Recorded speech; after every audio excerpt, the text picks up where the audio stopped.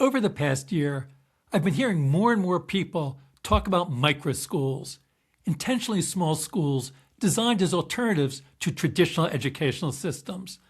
The number of microschools has been growing rapidly as more parents and more educators have become dissatisfied with conventional schooling and are looking for alternatives. I've become curious about microschools, wondering if they could serve as experimental test beds for innovative approaches to education and learning. Just as I think it's important for children to experiment and try new things as part of their creative learning process, I think it can be valuable for schools to experiment too. To learn more about microschools, I arranged to talk with Lizette Valles, who started her own microschool in Los Angeles in 2021, and several years later co-founded the California Microschool Collective, which brings together founders of 35 microschools across the state to share ideas with one another. Lizette started her microschool with 4 students in 2021, and it's now expanded to 25 students in grades 3 through 12, with students of all ages collaborating on projects across grade levels. In our conversation, I liked the way Lizette talked about the goals of her microschool.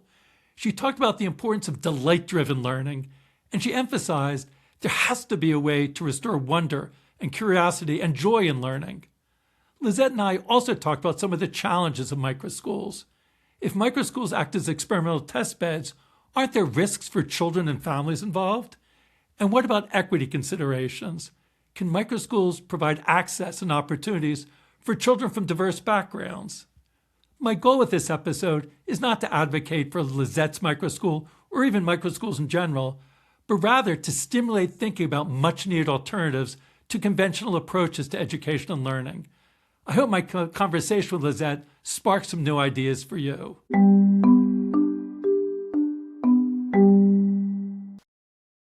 Hi, Lizette. Thanks so much for joining the Lifelong Kindergarten podcast. I'm so happy to be here. It seems to me whenever I go to education conferences these days or talk to educators, there's more and more talk about microschools. So I'm really interested to have you on to talk about your experience in starting a microschool and in starting the Microschool Collective. But I know people use that term in different ways, and some people might not be familiar with it. So maybe we can start off just when you talk about a microschool, how do you define microschool? Definitely. Well, I define a microschool as an intentionally small, innovative, and personalized learning environment. Yeah. And how is it that you started to become interested in a microschool? How did you get started? But so I know you started as a teacher at a public school, right? You started your career as a public school teacher? As a private school teacher, Okay. yes. I've been teaching for about 2 decades now. And honestly, it was from a deep need that I saw. And I need to kind of preface it with, I always knew that I was a different type of teacher. I'm incredibly relational. I am deeply empathetic. I feel everything, which is both a blessing and a curse sometimes. And I could see when my students were having a really tough time, even if they didn't verbalize that or, just really close with our families. And sometimes that didn't go over so well with the administration. I remember my husband and I being invited. He was teaching at the same school as I was, and we were invited to go paintballing, and it was so much fun. And so really living in community with our families that we were serving. And then fast forward to 2020, when the pandemic hit. My son was 5 years old, and he was thrust into screen life. He was on Zoom, and I knew that I didn't want him to spend his one wildly beautiful existence on that. And I decided to homeschool him. I had never really contemplated homeschooling. I thought that I would retire as a teacher, and that would be that, and I would be so content. And I bought a cute little desk, and we actually never used it. I think we may have taken pictures for our first day of homeschooling, and that was it. And what we actually ended up doing was hiking and exploring and adventuring as a family. And we were playing, and we were in relationship together, and there was so much beauty that came out of that time for him. And when I asked him, he's in 6th grade now, when I asked him, what did those days feel like? Like, I remember us looking for frogs on our night hikes. He remembers us baking together. He remembers tinkering with Legos, and so it was just super magical for him, having campouts in the living room. And we really have strived to create a magical childhood for our son. It's a very experiential approach to learning and education. Yes, immersive. We wanted to be, in education, there's this idea of total physical response. I wanted him to experience with all of his senses what it meant to step into education, and really, it was our love letter to education that propelled us into homeschooling, but eventually propelled us into creating a micro school. How do you make that transition from homeschool to microschool? Yeah, well, I have to say that the microschooling movement was really birthed from the homeschooling movement. As I've seen it so many times, founders are typically either educators who say, you know what, I can reimagine education and have a forest school, or a culinary arts focused school, or they really are thinking outside of the box, and it shows. Or these are simply founders who are maybe burnt out educators or parents that want something different. And that's exactly, I fell within so many of those categories, and thinking I could actually create something that is meaningful and useful beyond our family. And now this is an extension of really how we do life. And so others asked if they could be a part of that. But it was probably both, so you could see that you could do it as other people would also sort of benefit.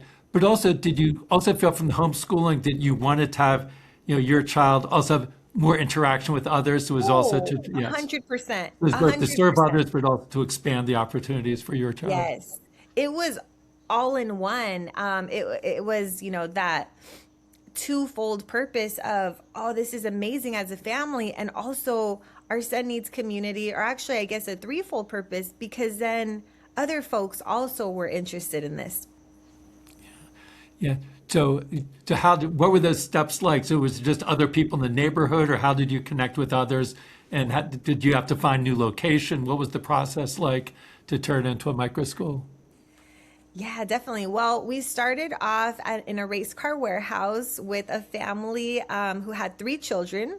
And the family, they did race car driving, and they asked us if we would be up for privately homeschooling their children. And we said yes. My husband and I said yes. And as long as our son could also join in that mix, and thus was the first iteration of our micro school. The building eventually was sold, and then we moved into a different space. We rent from a church, and there's multiple classrooms. While our program is secular, the church where we rent from, they've been a huge blessing to us in that sense of letting us be there. And there's a field and a basketball court, so it lends itself, much more efficiently to, I guess, a little bit more of a traditional or conventional learning environment. And how have the numbers of students evolved over time? How long ago did you first start the micro school, and then how has it grown over time and evolved? Definitely. Well, we started off with 3 students and then our son, so 4 students altogether. And that was in 2021. And now in 2026, we actually have partnered with the TK to second grade program. So there's about 25 students there, and then 25 students in 3rd grade to 12th grade. We actually don't call our teachers teachers, we call them guides. So very much along the lines of Montessori, that we're walking alongside of our students and our learners. And that's something different for me, because I am conventionally trained, and I'm unlearning a lot of what I've been taught. And so that's been a very interesting journey. Yeah, May, talk about that transition for you as an educator, and what it was like when you had been a classroom teacher, and how it's evolved in the micro school. Well, I started off, as I mentioned earlier, buying a desk and thinking that my son would be doing worksheets, and I bought a curriculum in a box type of thing. And it actually was not the way that he learned best.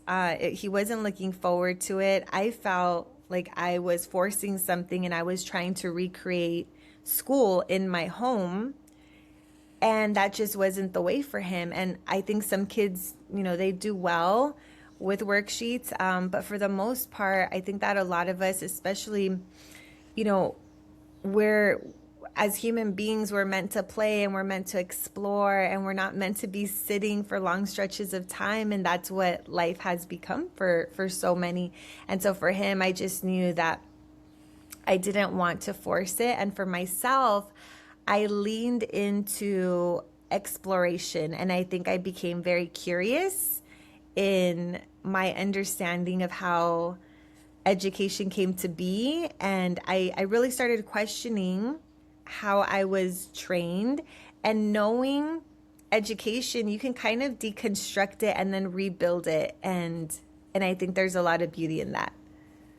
Yeah, actually, it strikes me they're sort of exploring and learning on multiple different levels, that you want to create an environment for the students, the learners, to be constantly exploring and experiencing.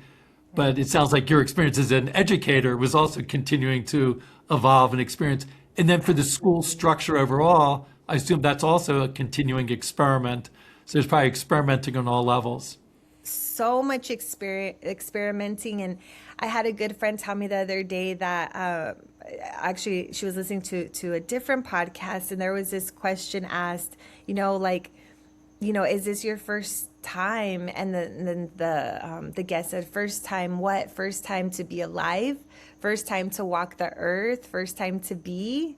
Yes, first time to be a parent, first time. And I started thinking, this is actually my first time reimagining education and bringing others along. And so, of course, there's going to be iteration, and there's going to be pivoting and adapting. And I think that our learners appreciate that, because we're both going through this journey in real time.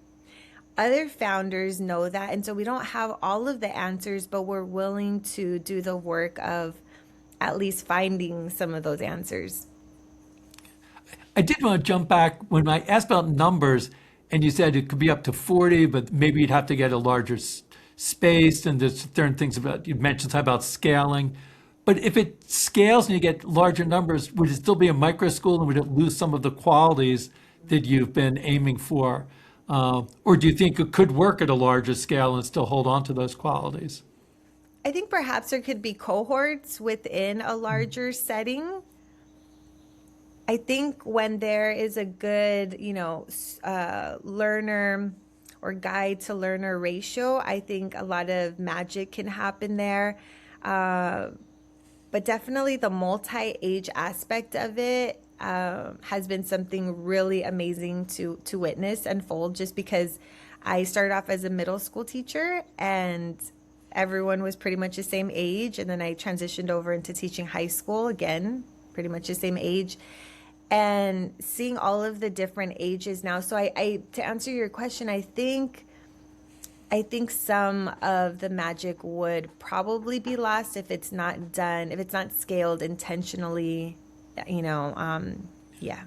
But when you talk about different ages, so, at the school, is there a lot of sort of connecting between people of all different ages, like through all the elementary school ages, which to me makes a lot of sense. It always felt strange to me of children being segregated just because all the 9-year-olds together, all the 10-year-olds together, because we've seen a lot of our after school activities that we've done. There's so much that happens where, older and younger kids work together and learn with and from one another. So that is also in the spirit of at your micro school. Oh, definitely in the same spirit. And I think that in larger families, when you see, we have a family and there it's 7 children, all different ages, and the younger kids are learning from the older kids, and or vice versa, or maybe the older kids are feeling like they want to share something, and so we even have done reading time. The older kids in our micro school are reading to the younger kids, or we went apple picking and we made some apple cider, and we were climbing this little hill, and just to get up the hill, like holding hands, let's go, come on. And so it's really nice to see that, because I think in our everyday lives, we're not constantly interacting with folks who are the same exact age, and there's so much to learn from one another. And I think that we're kind of setting students up for a reality that doesn't really exist. Actually, as you talk about those activities, it seems to resonate with, in our work, in our group, we sometimes talk about these 4 Ps of projects, passion, peers, and play, to engage kids, work on projects based on their passions in collaboration with peers in a playful spirit. It sounds like, would you see that as a good description of the way that things happen in your micro school? Oh, yes. Passions, when we think we don't take passions lightly, and purpose and projects and peers and play, everything that you're describing is naturally embedded. And we're coming from a strengths-based approach, not a deficit-based one. And I think there's a lot to be said about that, because what the narrative has typically been is, quote unquote, you're not good enough, and then unfortunately, a lot of times as students grow up, they become adults who are in therapy because they still believe, I'm not good enough, I have to keep on proving. And we're really wanting to drive that point home, that no, you are more than enough, and that your sense of passion for, I'll use my son for this example. He loves musical theater, absolutely adores it. And I was an English major. I don't know, music is great, but that's not my forte. And it happens to be his, and it's not my husband's either. And he'll probably be going to a performing arts charter high school in 2 years, and that's absolutely okay. And I think that if our goal, not only for him, but for all of the other learners, essentially is to make sure that they find their passion and their purpose, and they're working on projects that matter to them, and they're playing and they're exploring, then we've kind of done that. But it feels weird, because that was the goal, and now we're seeing the fruit of that labor. What have been some of the biggest challenges as you try to set up an environment that supports this type of activity and this type of learning? What have been the biggest challenges? Well, I would say that critics of this model have not been shy about expressing where accountability comes from. If a school is not accredited, or if it's not an A through F letter grade school, then what does that mean? How are micro schools being held accountable? What are the measures of success? All of that. What kinds of assessments are going on? And I've really sat with this for a long time, and there's so many forms of measurement. And I would say that for accountability, parents are the ones that are opting into these innovative learning environments. And the same way that a coffee shop stays open or not, it might close, that's dictated by the customers, by the consumers. And so in our case, we are being held accountable by families themselves. And if a micro school closes down because it didn't do what it was intended to do, or for a variety of reasons, then the family speaks by pulling their child out. So we really, that level of accountability is there. Actually, as you were talking about the ways that the micro schools can experiment and try new things, and if it doesn't work out, parents might not be happy and leave. I did wonder that, I think, as I said, I think it's great to have experimenting at all levels. But for the individual learner, when they work on a project, we definitely want them to experiment. And if it doesn't work out, that's okay. The project doesn't work out, you move on to a next project, or you shift your goals, you do it a little differently. The stakes aren't that high for when things don't work out. I really like the idea in starting up a new school that you also want to be experimenting, but the stakes are higher because, it's families and young people are investing, in this. How do you think about that, to find the right balance between, you definitely want to I see the value of reimagining education through experimenting, but also it can be pretty high stakes if things aren't going to work out well. Definitely. Well, I'll give you an example of how we've approached it. We have all of the subjects that are still being covered. So we're able to gauge how students are doing. So we have math and science and English and history in the mornings. And then in the afternoons, we have workshops where we partnered with about 11 community partners. And they teach anything from game design and culinary arts to content creation and so forth. And bringing in all of these different partners expands our students' ability to see themselves in these different fields and really thinking of their network as their net worth and also like social capital. And by the time they, become adults, they can pay it forward and perhaps write a letter of recommendation, or they can be a mentor. So really this symbiotic relationship in our community, and we believe in place-based learning so much, and also in empowering our community members to see themselves as having so much wisdom and knowledge to share with our learners and vice versa. So there's still that wonderful piece of academia going on, and we don't really see extracurricular activities as extracurricular. We see them as a whole. It's all part of it. If they go to a grocery store with their parents and they pick out some really cool ingredients for a new recipe, they're learning in real time. None of it is separated from life. It's all intermingled. Yeah. In addition to starting your own micro school, I know you were also involved in starting this in California, the California Microschools Collective, to be able to join together different micro schools. Could you say a little bit about that, about how that's evolved and how many different schools are participating? Absolutely. Well, we started in 2024, and there's about 35 founders currently. I started off, it was just myself and a gentleman from Calabasas, California, if anyone knows where that is. And we have a very, very strong teachers union here, and charter schools are typically not seen with a ton of favor, and let alone micro schools, right? Or homeschooling for that matter. And we're a community of practice that firmly believes there's room at the table for all iterations of schooling, whether that's public, private, charter, micro school, road schooling, world schooling. All of these have their own merit and beauty. And we gather, we have collective conversations monthly. We attend conferences. Recently, I was just in Sacramento doing some advocacy work around a bill that pertains specifically to microschooling.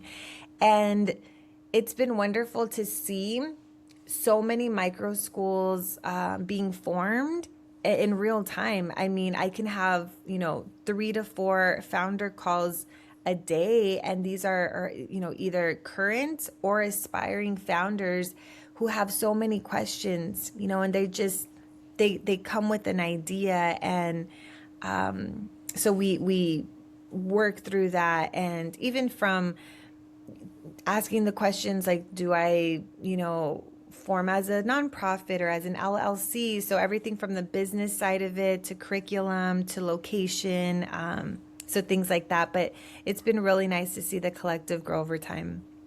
And as you look at this collection of different micro schools, can you say a little about what are some of the common themes? What is it that they all have in common? Are there things they all have in common? I guess micro is one thing, but then also talk about the areas of difference. I'm sure some of them focus much more on some areas versus others focus on other areas.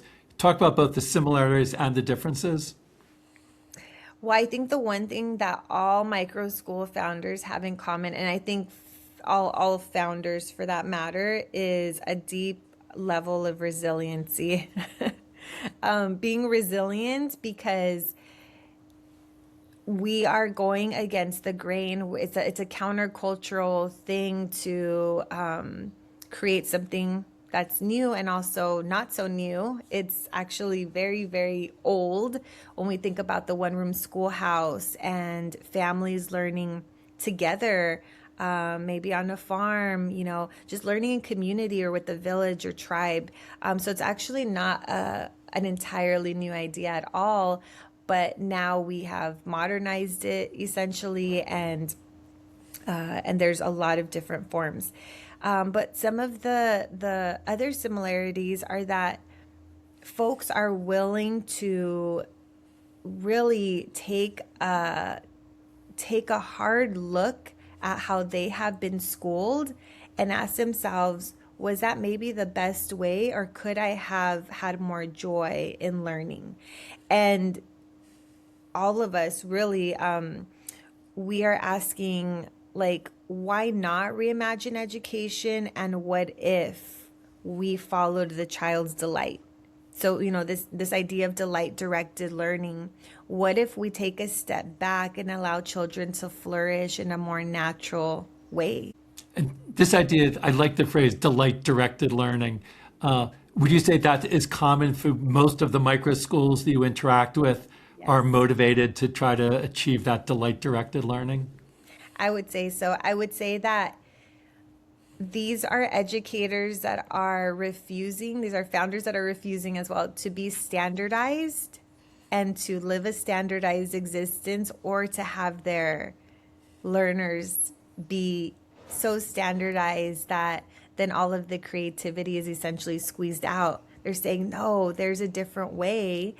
And so that's a common theme throughout.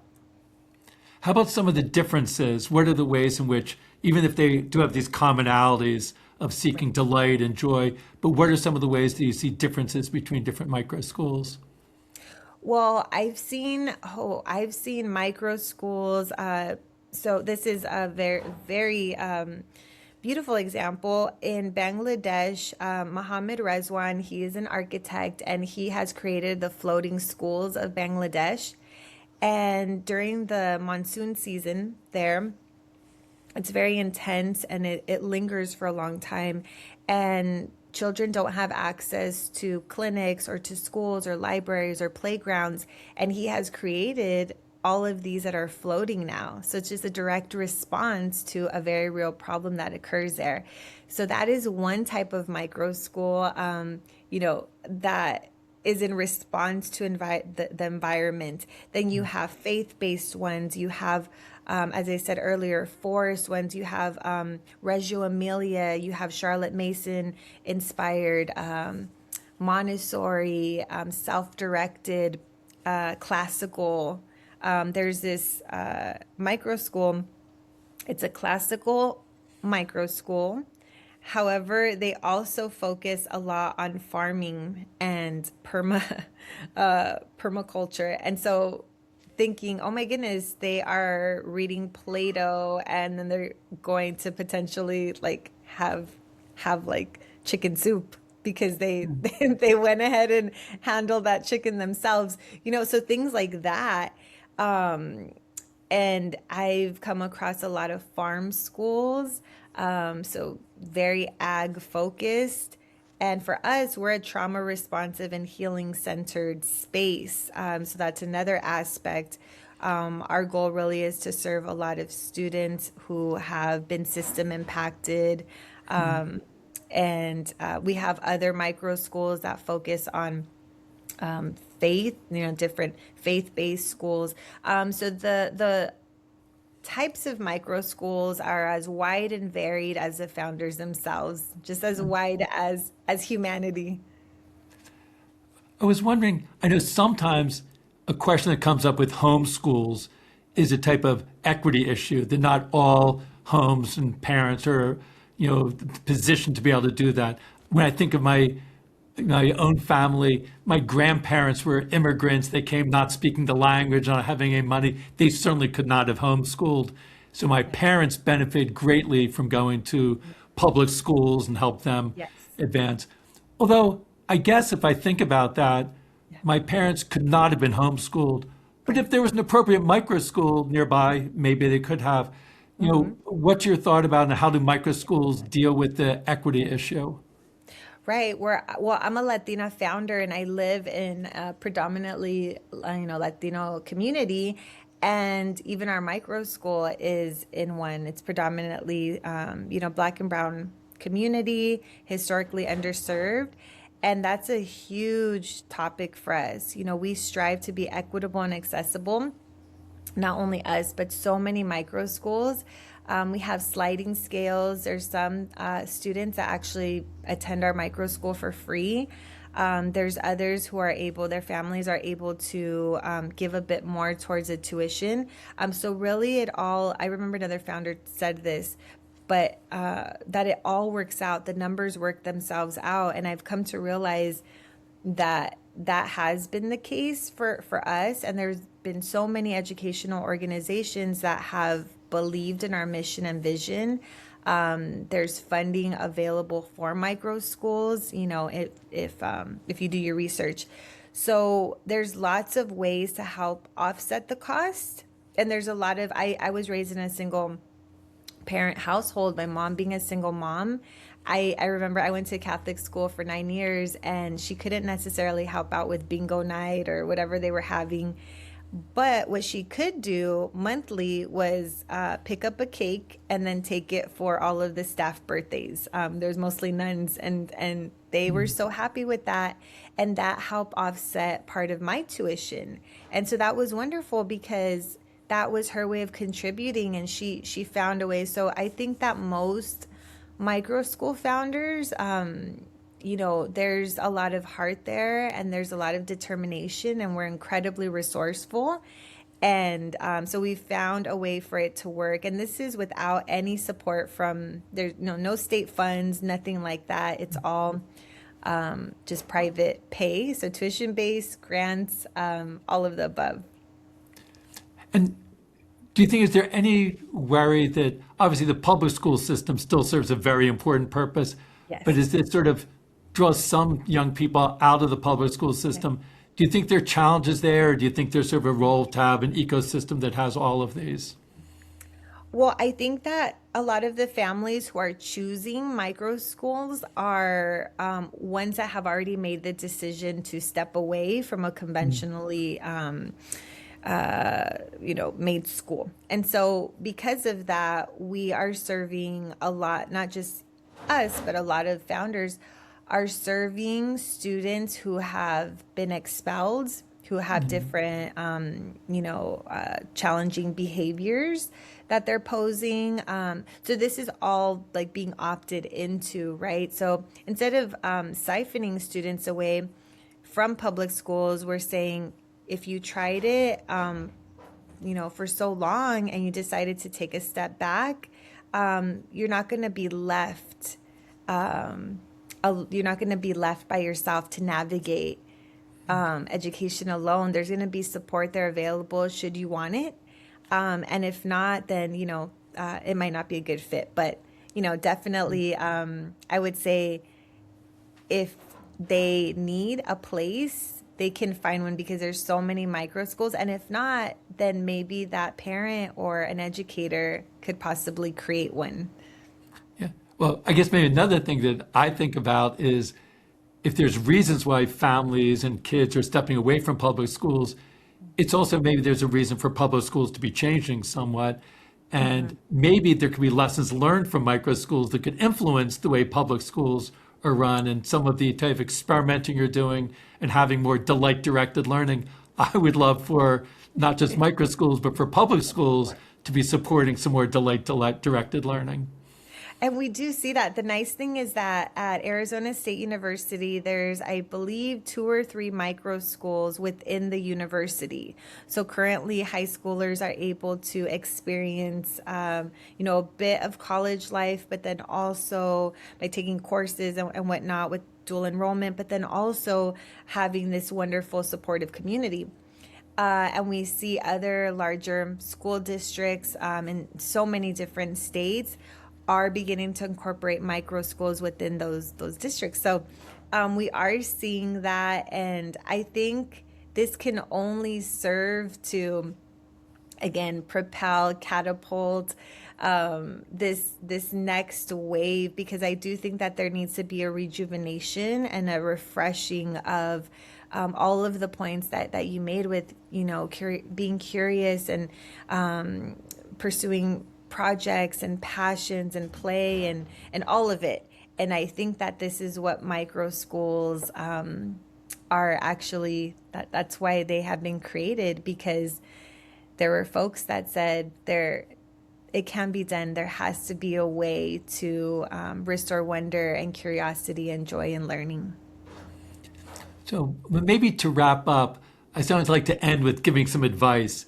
And maybe in this case, you could give some advice to parents who are trying to figure out the right educational path for their kids. And there are different options out there, and they're just hearing about microschools for the first time. And they know that public school is one of the options. In some places, maybe homeschooling is, maybe not. Right. As they think about their different options and think about microschools, what advice would you give to parents for thinking about finding the right path for their children and for their families? I would say that there is an educational option for your child that is best suited for them, and to not be afraid to look into different options, whether that is homeschooling. A large majority of our students actually come from single parent households, and we make it work with them. And it's so great. The schedule works for the parent, and there's so much support. So not really thinking of what could go wrong, but what might be able to potentially go right.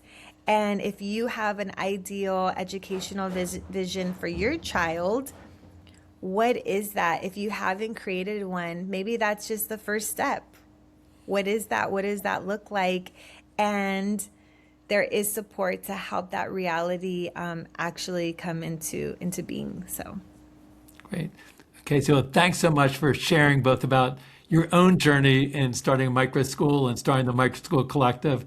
Really appreciate hearing it, and good luck as you continue on that journey. thank you so much, Mitch.